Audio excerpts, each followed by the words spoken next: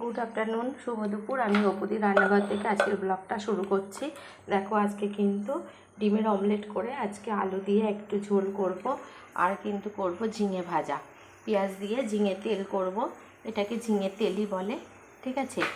কালো জিরে ফোড়ন দেবো, দিয়ে পেঁয়াজ লঙ্কা দেবো তেলের উপরে, দিয়ে তারপরে ঝিঙেটা দিয়ে দেবো, দিয়ে তারপরে দেখতে থাকো আর কি রান্না হচ্ছে। দেখো, তেলটা কিন্তু গরম হয়ে গেছে, আর এর মধ্যে কিন্তু কালো জিরে ফোড়ন দিয়ে পেঁয়াজ লঙ্কাটা দিয়ে দিয়েছি। পেঁয়াজ লঙ্কাটা একটু ভাজা ভাজা হয়ে যায়, তারপরে ঝিঙেগুলো কুচিয়ে রেখেছি, ঝিঙেগুলো কিন্তু দেবো, ঠিক আছে। এটা খুব ভালো লাগে খেতে। তারপরে একটু লবণ হলুদ দেবো, একটু মিষ্টি দেবো, দিয়ে তারপরে নামাবো।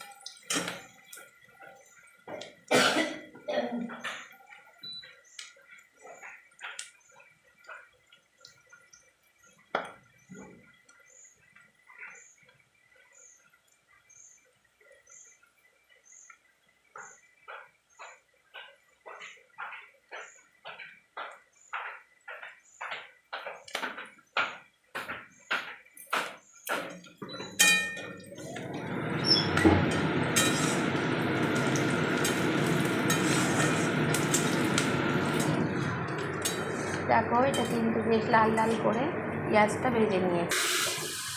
তারপর ঝিঙেটা কিন্তু দিয়ে দিয়েছি, এবার কিন্তু লবণ হলুদ দিয়ে দিয়েছি।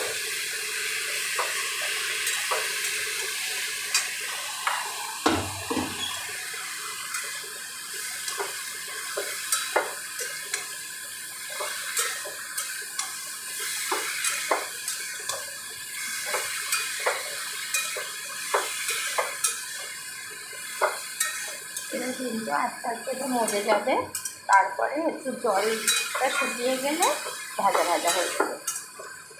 ঝিঙেতে একটু জল বেরোয়, ঠিক আছে। এবার কিন্তু একটু ঢাকা দিই। দেখো, ঝিঙেটা দিয়ে কত জল বেরিয়েছে। এই জলটা না শুকানো পর্যন্ত ভাজা হবে না। ঝিঙেটা দিয়ে খুবই জল বেরোয় ঝিঙে বর্ষা।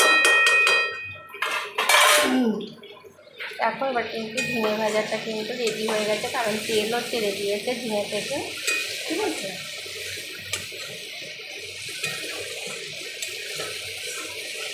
আর কিন্তু জল নেই।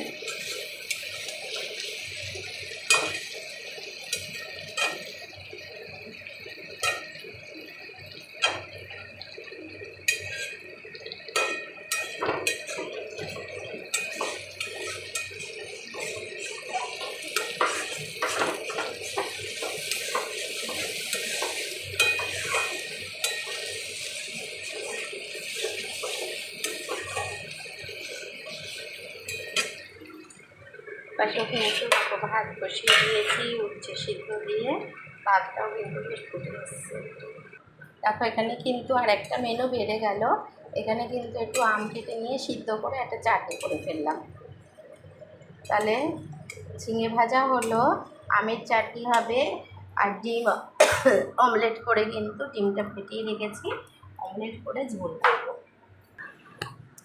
দেখো, এখানে কিন্তু ডিমের অমলেট করে ঝোল করব, তার জন্য ডিমের অমলেটগুলো করে নিচ্ছি, ঠিক আছে।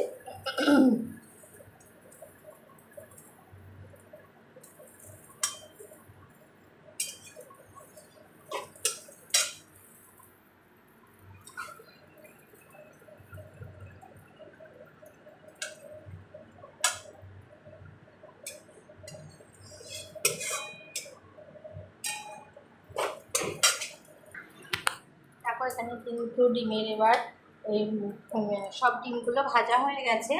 এবার হচ্ছে কড়াইতে তেল দিয়ে দিয়েছি আর জিরে ফোড়ন দিয়েছি, তেজপাতা দিলাম। এবার কিন্তু আলুগুলো দিয়ে দেবো, আলুগুলো একটু ভেজে নেব।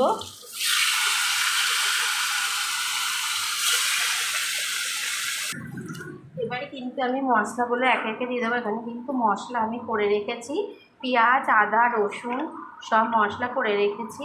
তারপরে কিন্তু মশলাগুলো দেখো, আলুগুলো কিন্তু বেশ লাল লাল করে ভেজে নিয়েছি, ভাজা হয়ে গেছে।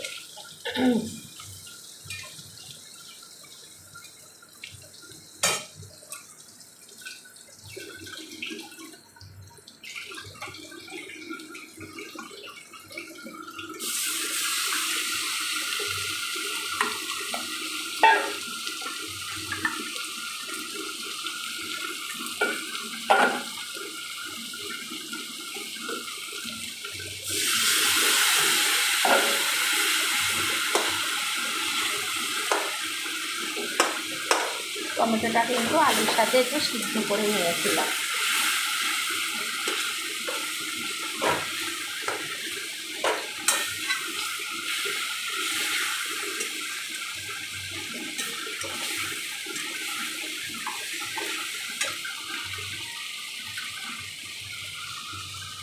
একটু দিয়ে দেবো, এখানে কিন্তু একটু মিট মশলা আছে, মিট মশলার গুঁড়ো দিয়ে দেবো।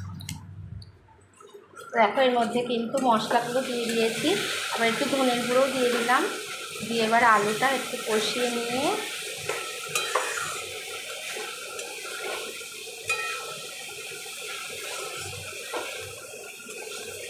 তারপরে জল দেবো।